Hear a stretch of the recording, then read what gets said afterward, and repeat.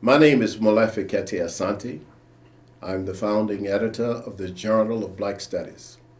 And we say happy birthday to the Journal of Black Studies. It's been 50 years, but it doesn't seem like it's 50 years. But the journal was born at a time in the late 1960s when, after many African Americans, thousands, had been invited to come to campuses of major universities right after the death of Martin Luther King Jr., there were discussions, many discussions, about what should be the future of scholarship, whether there was scholarship in Black studies. In fact, when we got to the campuses in the late 1960s, what we saw was that most of the education was education about dead white men. Whether we were in psychology, or political science, or philosophy, or communication, we discovered in those disciplines that there was very little about African people. There was very little about African culture. And so, around 1968, 69 at UCLA, the university established a center for African American studies. We called it at that time the Afro-American Studies Center. And we started that. And during that time, a couple of us, and I was a student at UCLA along with Robert Singleton, who was in economics, I was in communication, we thought that there should be a journal of Black studies because there were so many people telling us that there was no information, no knowledge. If there had been information, some of the professors would say, about Black people, then we would have already had departments of Black studies. But there is no information. Black people didn't do anything. There's no knowledge of what contributions have been made by Black people. Of course, we knew the difference because even as students, we had studied Carter Woodson, and we knew about Du Bois and many other writers and scholars in the African American and African tradition. So that first phase of the journal, when the journal was started, it was late '69. We went to Sarah Miller McCune and Robert McCune and asked them if they would join with us in the publication of this journal. And they took on this responsibility, and it was a powerful responsibility that they took on because they couldn't see into the future no more than we could see into the future, but we knew that the time had come for this. And so they decided that they would support the ideas that we had brought to them. I became the editor. Robert Singleton was our first chair of the editorial board. The journal went through several phases, and I just want to talk about them a little bit. In the first phase, we call it, at least I called it, the explicative phase. And the reason I call it the explicative phase, because we were all in the race paradigm. The race paradigm was where African Americans, in fact, all African people, had been assigned to an inferior place.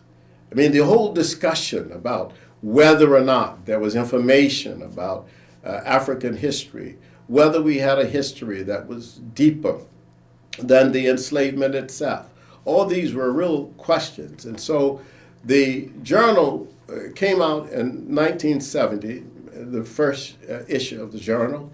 And when it came out in 1970, we were into that explicative phase where we wanted to explain. We not only wanted to explain, but we wanted to explain in detail what Africans had done and what Africans could do. And the second phase of the journal I call redemptive, because in the redemptive phase, we felt that it was necessary to show that with all of the flaws in the American society, that there was possibility for good, and that we would take the moral or the ethical position and we would talk about the traditions of African culture, whether it had to do with relationships, whether it had to do with aesthetics. We were into all areas of explaining the African culture and the African American culture. In fact, the enslavement did not destroy everything that we had. Sometimes we read that, the African culture was wiped out during the enslavement. Well, it was distorted. There were things that were changed. I mean, certainly we no longer could play our drums because the drums were considered illegal by slavers.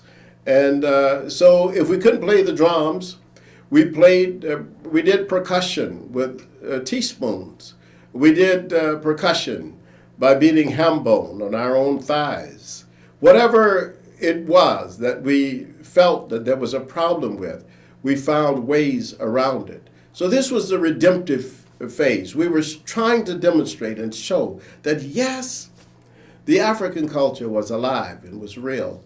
And then we went through what I call the critical phase. This was the phase of criticality where we probably very much being influenced by people like Derek Bell, went into this phase of saying all the institutions in the American society were based upon systemic racism, whether they were corporate, whether they were public institutions, whether they were religious institutions, whether they were the cultural institutions, whatever the institutions were, we could find in those institutions, whether it was ballet, whether it was symphony, whether it was major corporations, whether it was the mega churches, we could discover in those institutions racism, that it was a part of the system, that it was based on this race paradigm that had been created to put black people in a position of negativity and inferiority. So that was a major phase. And I think now, looking at all the thousands of articles that we have reviewed in the Journal of Black Studies and the hundreds of articles that we have published over the years, that we are in a phase of assertiveness, bold assertion. Homo sapiens were first in Africa, that the origin of Homo sapiens is in Africa, that the origin of human civilization is African, that the Nile Valley civilizations were African civilizations, that the pyramids are more significant than perhaps Homer's Iliad for an understanding of culture, an understanding of science, an understanding of astronomy, an understanding of physiology, an understanding of geometry, et cetera, et cetera, et cetera. So this bold assertion phase is a phase that not only looks at all the other phases in terms of the journal articles and the publications that have been written by many of our friends, and I look back and I say, wow, we have perhaps provided opportunities for so many people to receive tenure and promotion at universities. I mean, without this instrument, it would never have happened in the field of African American studies, or Africology as we are now calling it, because we say Africology is the Afrocentric study of African phenomena transcontinentally and transgenerationally. And we mean by that you have to have the agency of African people in the middle, in the core of any study of African phenomena.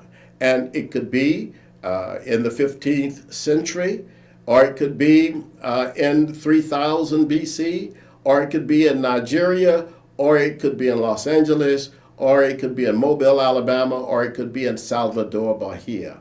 This is because the Africology, the discipline of Africology, which has been defined actually by the work done in the Journal of Black Studies more than any other journal in the United States of America or in the world, the discipline of Africology is stated as a position of scholarship and knowledge that is remarkable for the truth that we are examining about the phenomena of Africans and the agency of Africa. And of course, there are many theories that have come up and come out of the field of Africology.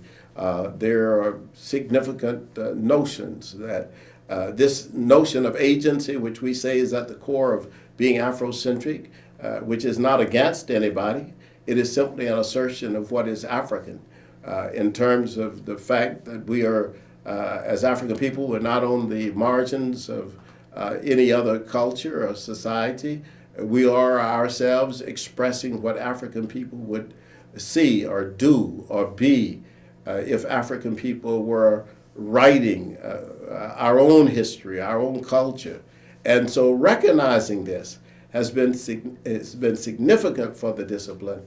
And Journal of Black Studies, the Journal of Black Studies, more than any other instrument of scholarship, has been that for the field of Africology. In fact, it has made the field of Africology, and it continues to make it. And hopefully it shall make it for another 50 years and more. And I just want to welcome all of you to the birthday celebration of the Journal of Black Studies. Thank you very much.